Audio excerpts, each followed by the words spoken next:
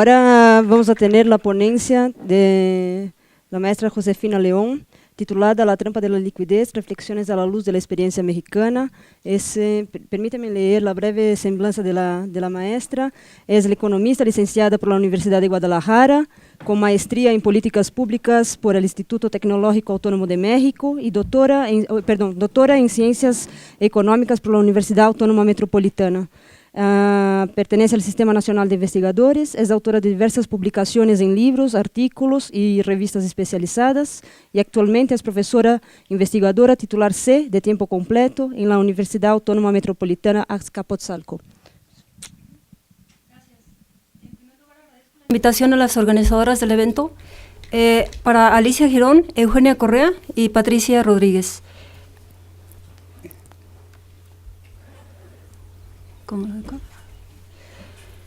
El objetivo de la presentación es abrir la discusión en lo que se refiere a lo que es la trampa de liquidez.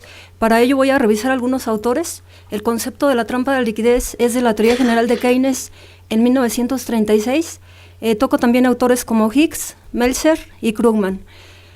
Nos parece importante estudiar el concepto de trampa de la liquidez porque en la década de los años 90, Krugman, que fue ganador del premio Nobel en el año 2008, plantea que el caso de la economía japonesa está viviendo una trampa de liquidez en la década de los 90 y posteriormente con la crisis financiera mundial de 2008, de nuevo se vuelve a plantear que se está viviendo una situación de trampa de liquidez. Una idea interesante que vamos a plantear en este trabajo, a la luz de analizar el concepto teórico de la trampa de la liquidez, es señalar o argumentar que el exceso de liquidez mundial está alimentando lo que es la especulación financiera en economías emergentes. Aquí analizamos el caso de la economía mexicana y analizamos solamente algunas variables, por ejemplo, el caso de la inversión extranjera indirecta, lo que sería tipo de cambio, índice de precios y cotizaciones del mercado de valores y reservas internacionales. Esto va a tener impacto en lo que es la estabilidad macroeconómica de México, dado, por ejemplo, si una apreciación del tipo de cambio se va a reflejar en menores presiones inflacionarias sobre precios. Dos reflexiones importantes.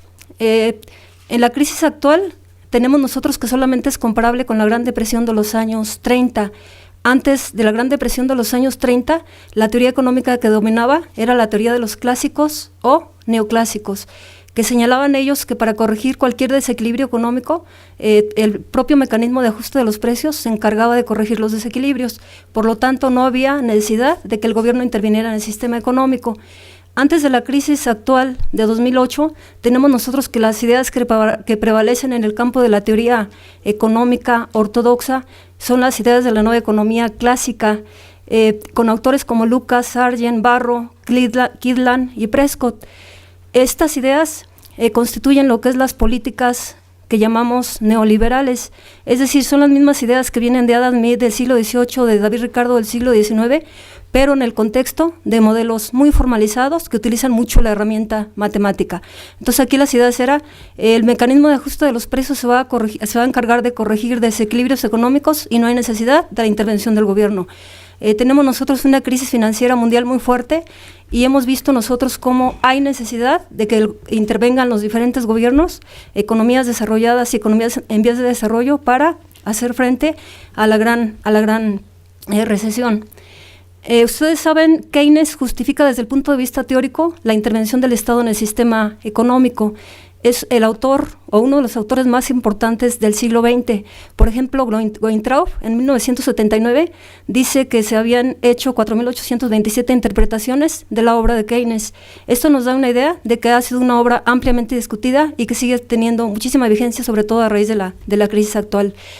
El autor más conocido que dio a conocer a Keynes a través de los ojos neoclásicos fue precisamente Hicks, en su artículo famoso de 1937, y Hicks lo que va a plantear es, dice, la principal aportación de Keynes es lo que es la teoría de la preferencia por liquidez, en donde la demanda monetaria la asocia tanto a la tasa de interés como al nivel de ingreso.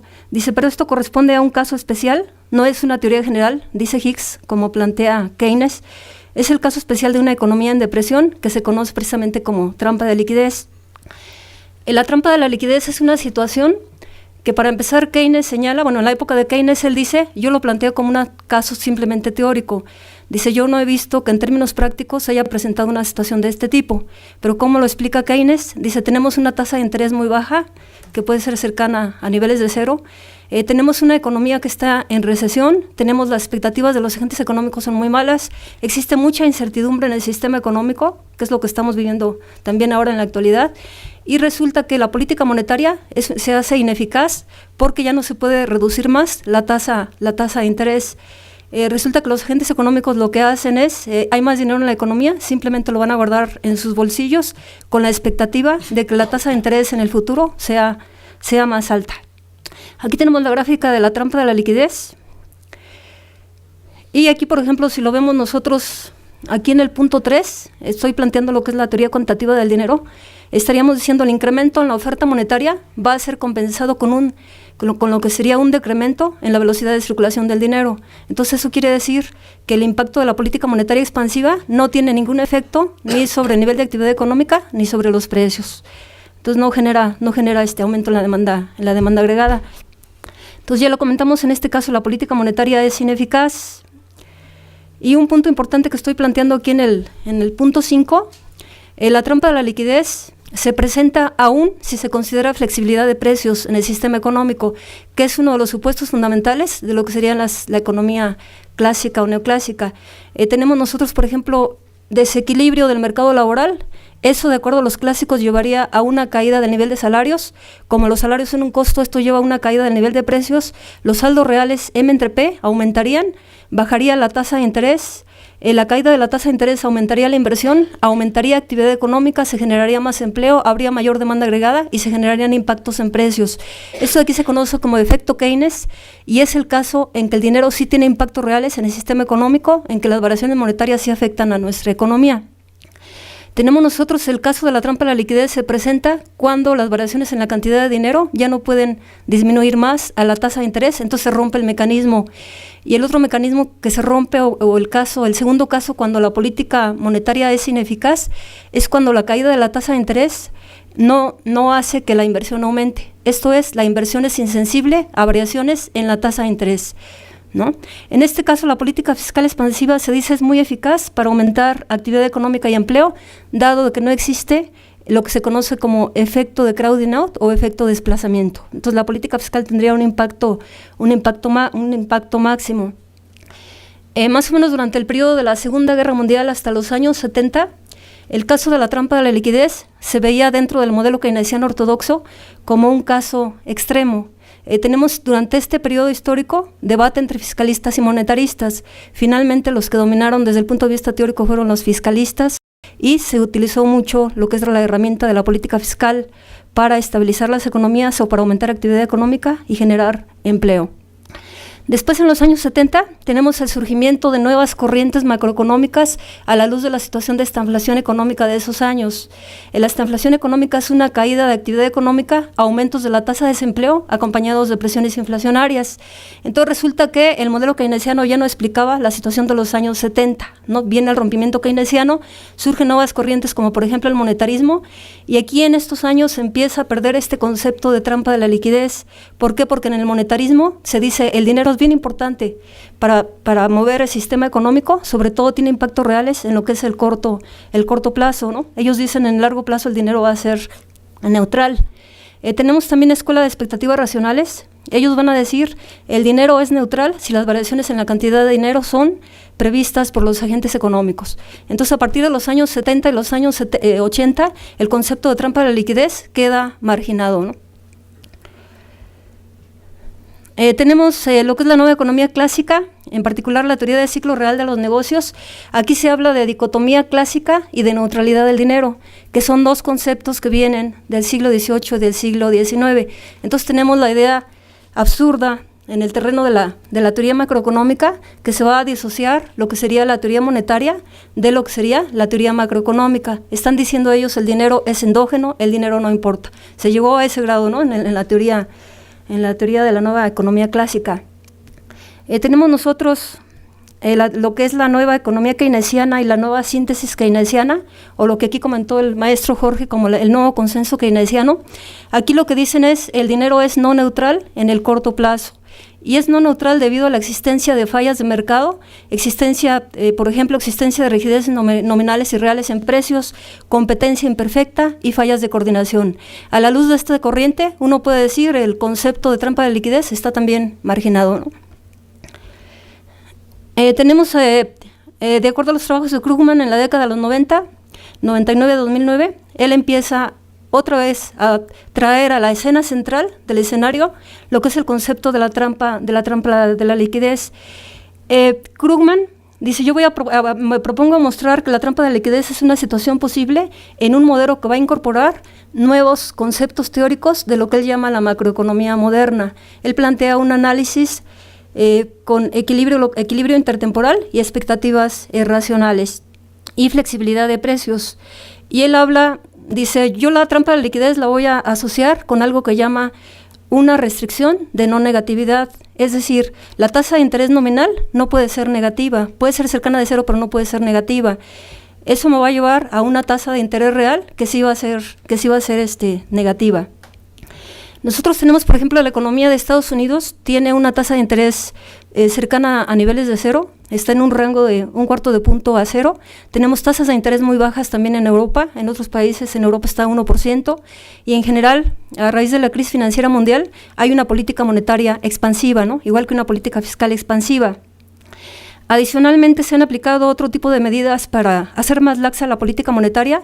En noviembre de 2010, la Reserva Federal está inyectando al sistema económico $600,000 millones a través de la compra de bonos, ¿no? en Estados Unidos.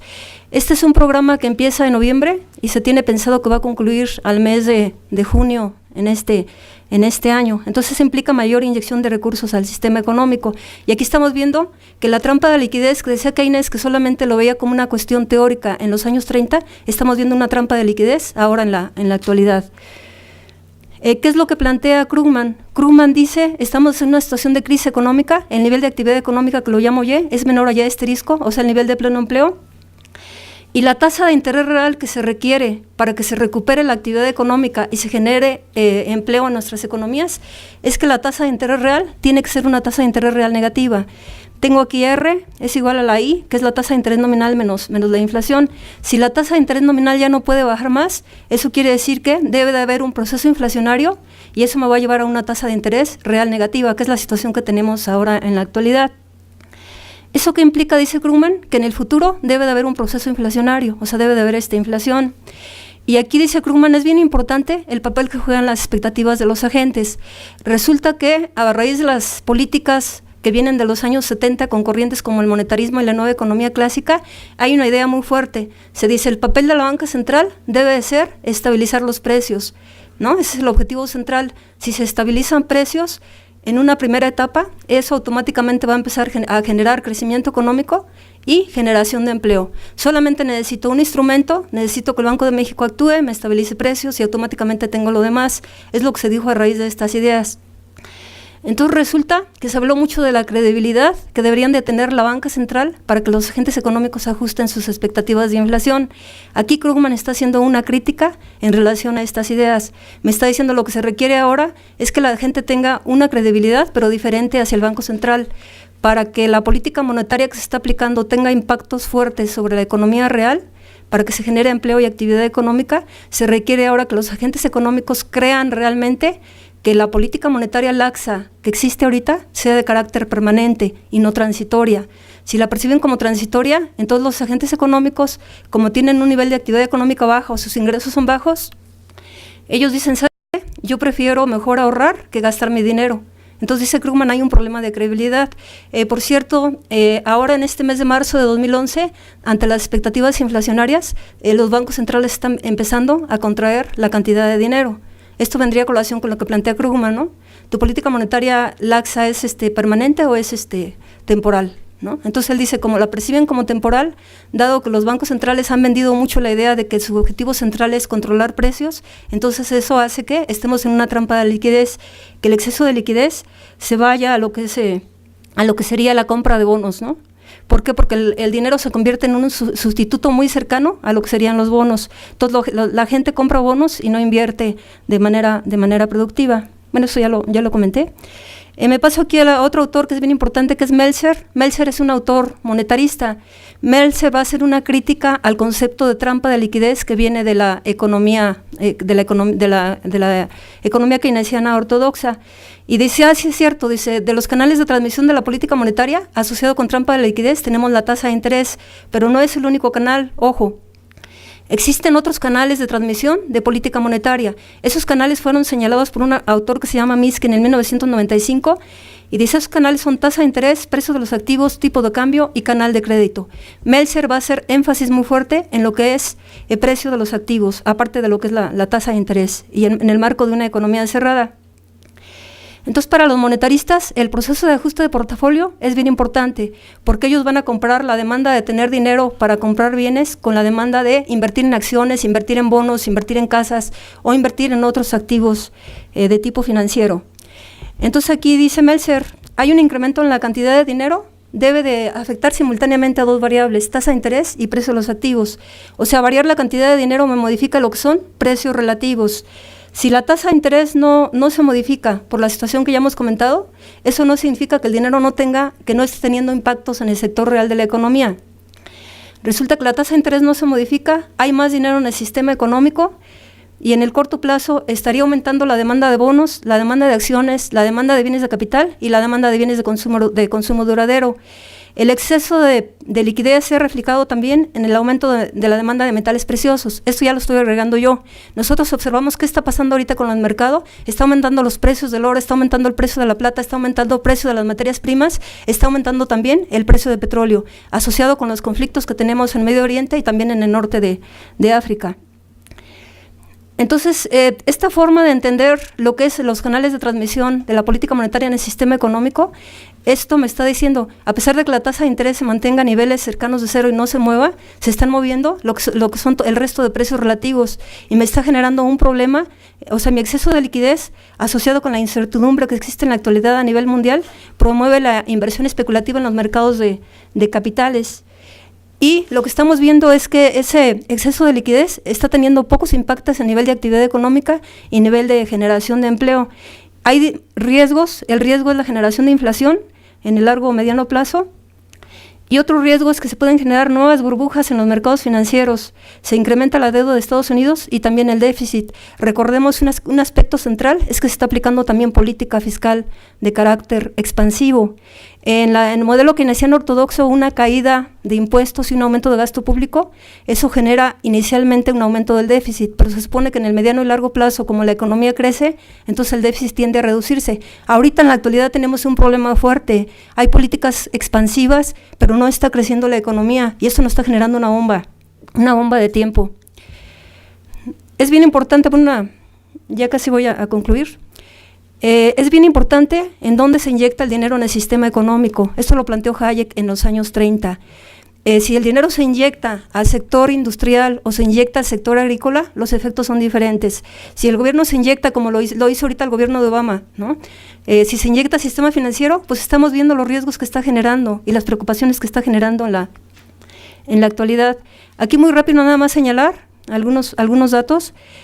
Por ejemplo, después de la crisis, vemos nosotros que hay una caída fuerte en lo que es la inversión de cartera en mercados emergentes, en 2008 de menos 105.228 millones de dólares, y posteriormente vemos nosotros 2009 y 2010 hay una recuperación. Entonces resulta que hay un contraste muy fuerte, porque por un lado hay mucha fragilidad en lo que son las economías reales, en la actividad económica, en la generación de empleo, si tenemos cada vez más problemas a nivel de economía real, y por otro lado tenemos cómo se están moviendo lo que es el dinero en los mercados especulativos, ¿no? Que están cada vez aumentando. Aquí, por ejemplo, el IPC en México, hubo una caída importante, por ahí de 40% en 2008 en el índice de precios y cotizaciones de la Bolsa de Valores. Posteriormente, después de la crisis, empieza a haber un aumento en lo que es la Bolsa Mexicana de Valores. Llegamos a niveles históricamente altos el año 2010 de 38,000 puntos. En la actualidad ha bajado un poquito en estos meses de 2011, y resulta que estamos alrededor de 36,000 puntos. Sí, para que se den una idea de cómo va, ¿no? Algo importante también es lo que se refiere a la inversión extranjera en México. Está entrando mucho capital, pero desafortunadamente el capital es básicamente capital especulativo, es capital de corto plazo. Entonces quiere decir que eso tiene efectos favorables ¿en qué? En lo que es la estabilidad macroeconómica. tenemos aumento de reservas internacionales, niveles históricos de alrededor de 120,000 millones de dólares en la actualidad, ¿sí? Por toda la entrada que hay, aparte con el aumento de los precios del petróleo. Tenemos la apreciación también en México del tipo de cambio, tenemos niveles cercanos a los 12 pesos, ha llegado incluso a niveles un poco más abajo. Y esta entrada de capitales impacta de manera favorable, como ya lo había comentado, a la estabilidad de precios. Un tipo de cambio más apreciado me implica menores presiones sobre precios. Tengo yo menores presiones en las variables a nivel macroeconómico, pero esto difícilmente va a tener impactos en lo que es la generación de empleo y la generación de actividad económica. Entonces seguimos generando, por un lado, ese desequilibrio que existe, tenemos una economía real muy frágil y por otro lado tenemos un sistema financiero donde se dice hay mucha estabilidad macroeconómica, pero esto de veras está atado con pinzas, porque a la medida que sea capital especulativo, si hay salida de capitales, esto nos impacta negativamente. Bueno, gracias.